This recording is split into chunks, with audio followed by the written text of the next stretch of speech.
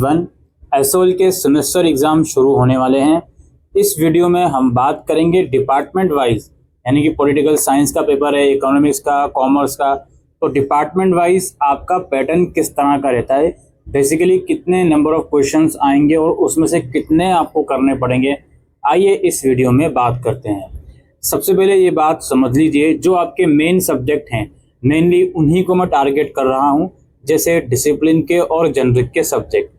जो आपके 2 क्रेडिट्स वाले सब्जेक्ट हैं वो उनमें से कुछ सब्जेक्ट ऐसे हो सकते हैं जो काफ़ी कम मार्क्स के आए 30 नंबर के, और कुछ सब्जेक्ट हो सकते हैं 60 नंबर के आए। बाकी सैक की कैटेगरी में कुछ सब्जेक्ट का थ्योरी एग्जाम होगा ही नहीं। बहरहाल हम पैटर्न पर इस वीडियो में बात करते हैं। सबसे पहले हमारे पास सब्जेक्ट है पॉलिटिकल साइंस का। पॉलिटिकल साइंस में टोटल आप लोगों के 10 क्वेश्चंस आएंगे, जिसमें से आपको 5 करने होंगे। इनमें एक क्वेश्चन इस तरह का भी हो सकता है, किन्हीं 4 में से किन्हीं 2 पर शॉर्ट नोट लिखो। हालांकि इसमें कोई मैंडेटरी क्वेश्चन नहीं होगा। टोटल 10 क्वेश्चन होंगे, जिसमें से आपको 5 करने होंगे।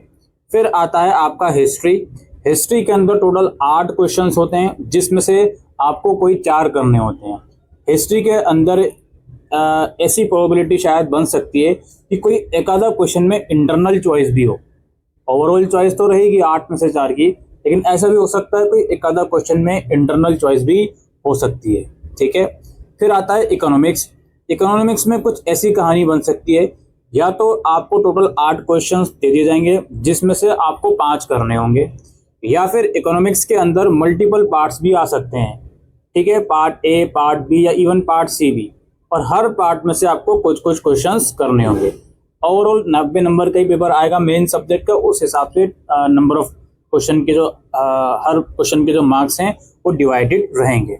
इकोनॉमिक्स में हर क्वेश्चन को हो सकता है मल्टीपल पार्ट्स में भी डिवाइड करा जाए। ऑलराइट, अच्छा जी। इसके बाद बारी आती है एजुकेशन की। एजुकेशन का जो पैटर्न है वो बिल्कुल सीधा साधा है भाई। 8 क्वेश्चंस आपको देखने को मिलेंगे, जिसमें से या तो आपको 4 करने होंगे या फिर 5 करने होंगे। हो सकता है 10 क्वेश्चन भी आ जाएं, लेकिन मोर चांसेस है कि 8 ही क्वेश्चन मैक्सिमम इसमें पूछे जाएंगे। फिर हमारे पास इंग्लिश है। इंग्लिश के अंदर जनरली क्वेश्चन पेपर 2 पार्ट्स में डिवाइडेड रहता है। हर पार्ट में से आपको 3-3 क्वेश्चन करने होते हैं। ठीक है। इसमें हर क्वेश्चन में इंटरनल चॉइस भी रहेगा इंग्लिश के पैटर्न में, और इसमें पार्ट ए में टोटल 3 क्वेश्चन होंगे, तीनों ही करने होंगे, तीनों में इंटरनल चॉइस रहेगी। और पार्ट बी में 4 क्वेश्चन होंगे, जिसमें से 3 करने होंगे, और इंटरनल चॉइस अगेन हर क्वेश्चन में रहेगी। ऑलराइट। फिर आता है हिंदी। हिंदी के अंदर हमारे पास सारे क्वेश्चंस हमें करने होंगे जितने पेपर में आएंगे, लेकिन हर क्वेश्चन में हमें इंटरनल चॉइस देखने को मिलेगी।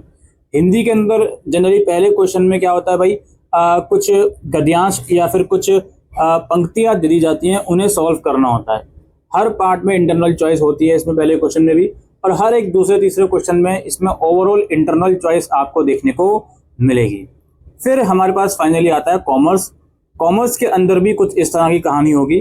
टोटल 5 क्वेश्चंस होंगे, आपको सारे ही करने पड़ेंगे, और हर क्वेश्चन में इंटरनल चॉइस आपको जरूर से देखने को मिलेगी, और हर क्वेश्चन के कम से कम 2 पार्ट्स तो जरूर होंगे। कुछ क्वेश्चंस ऐसे भी हो सकते हैं कॉमर्स में जिसके 3 पार्ट्स हों। जहाँ तक कॉमर्स में न्यूमेरिकल सब्जेक्ट्स की बात है, तो इसमें ऐसा हो सकता है कि एक क्वेश्चन इस टाइप का हो कि उसके 2 पार्ट्स हों, जिसमें से एक पार्ट थ्योरी का हो, दूसरा यू कैन से न्यूमेरिकल हो। या इसमें कॉमर्स के सेक्शन के अंदर कुछ ऐसे क्वेश्चन भी बन सकते हैं जिसमें ओवरऑल फुल फ्लेज 15 या 18 मार्क्स का क्वेश्चन वो आप लोगों का न्यूमेरिकल आ गया।